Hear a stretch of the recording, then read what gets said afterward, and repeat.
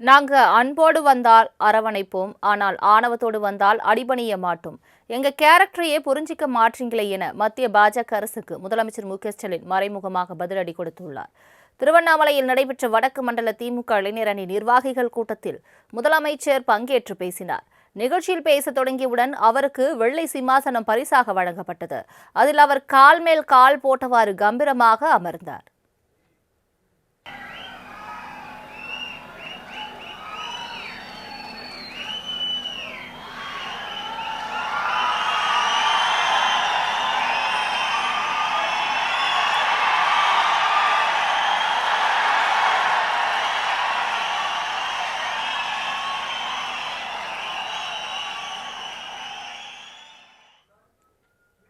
பின்னர் மாசா கெத்தா வந்துள்ள திமுக நிர்வாகிகளுக்கு வணக்கம் என கூறி தனது பேச்சை தொடங்கினார்.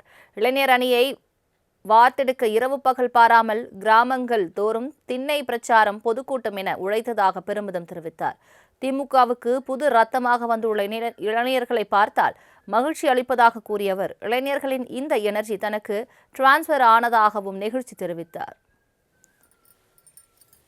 மாசா கெத்தா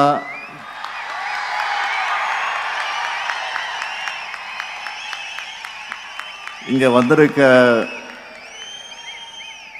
திராவிடியன் ஸ்டாக்ஸ் எல்லோருக்கும் என்னுடைய முதல் வணக்கம். கழகத்திற்கு புது ரத்தமாக வந்திருக்கக்கூடிய உங்களை எல்லாம் பார்க்கும்போது புது மகிழ்ச்சியும் நம்பிக்கையும் பிறக்குது. அது மட்டுமல்ல, உங்களுடைய எனர்ஜி எனக்கு டிரான்ஸ்ஃபர் ஆகியிருக்கு. இப்போ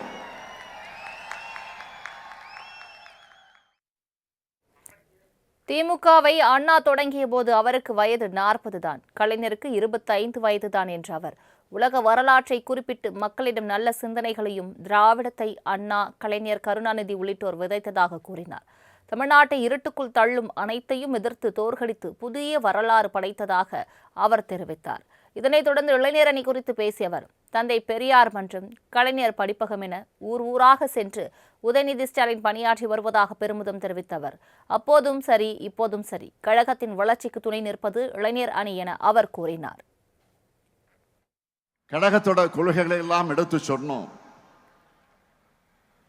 தந்தை பெரியார் மன்றம், அறிஞர் அண்ணா மன்றம், சிட்டிபாபு மன்றம், எம்.ஆர். ராதா மன்றம், சத்தியவாணி முத்து மன்றம், கலைஞர் படிப்பகம், அஞ்சுகம் படிப்பகம், டாக்டர் நடேசனார் படிப்பகம், டி.எம். நாயர் வாசகர் வட்டம், சர்பிட்டி தியாகராயர் வாசகர் வட்டம்னு ஊர் ஊராக சென்று மன்றங்களை அமைச்சோம். இந்த பயணத்தில் நாங்கள் சந்திக்காத சோதனைகளே இல்லை, துன்பங்களே இல்லை, துரோகங்களே இல்லை. அத்தனையும் தாண்டி கழகத்தோட லட்சிய பயணத்துக்கு துணை நின்றது நாங்கள் வளர்த்த இளைஞரணி. இப்போ அந்த பணியை தம்பி உதயநிதி கிட்டையும் உங்ககிட்டையும் ஒப்படைச்சிருக்கிறோம். பாஜக அரசு 3வது முறையாக ஆட்சி அமைத்துள்ளதால் ஆக்ரோஷத்துடன் செயல்பட்டு வருவதாகவும், பொய், அவதூறு, பிற்போக்கு சிந்தனைகளை மக்களிடம் கொண்டு செல்வதாகவும் முதலமைச்சர் குற்றம் சாட்டினார். ஆகவே தமிழ்நாட்டை மட்டுமல்ல, ஒட்டுமொத்த இந்தியாவின் பன்முகத்தன்மையையும் காக்க வேண்டிய பொறுப்பு நம்மிடம் உள்ளதாக குறிப்பிட்ட முதலமைச்சர், தமிழ்நாட்டில் வெற்றி பெற முடியாததால் அமித்ஷா போன்றோருக்கு நம் மீது எரிச்சல் ஏற்பட்டுள்ளதாக கூறினார். மேலும் அமித்ஷா மட்டுமல்ல, சங்கி படையே வந்தாலும் தமிழ்நாட்டை ஒன்றும் செய்ய முடியாது என்றும் அவர் உறுதிபட தெரிவித்தார்.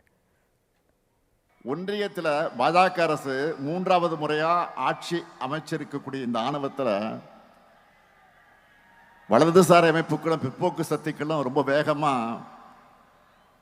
முன்னைய போதும் இல்லாத ஆக்ரோஷத்தோடு செயல்பட தொடங்கியிருக்காங்க. இப்போ நம்ம தோல்ல தமிழ்நாட்டையும் தமிழ் மொழியும் காக்க வேண்டிய கடமை மட்டுமல்ல, ஒட்டுமொத்த இந்தியாவையும் நாட்டோட பன்முகத்தன்மையையும் காக்க வேண்டிய கடமை நமக்கு இருக்கு. அவங்களால வெற்றி கொள்ள முடியாதது நம்முடைய தமிழ்நாட்டை மட்டும்தான். அதனால்தான் அமித்ஷா போன்றோருக்கு நம்ம மேல எரிச்சல். மாண்புமிகு அமித்ஷா அவர்களே, நீங்கள் உங்க சங்கி படையே கூட்டிக்கிட்டு வந்தாலும் உங்களால் ஒன்றும் இங்க பண்ண முடியாது. இது தமிழ்நாடு, இது தமிழ்நாடு. அன்போடு வந்தா அரவணைப்போம், ஆணவத்தோடு வந்தா அடிபணிய மாட்டோம் என்றும், எங்க கேரக்டரையே புரிஞ்சிக்க மாற்றீங்களே என்றும் நகைச்சுவையுடன் பேசினார். எங்களுடைய கேரக்டரையே புரிஞ்சிக்க மாட்டீங்களா?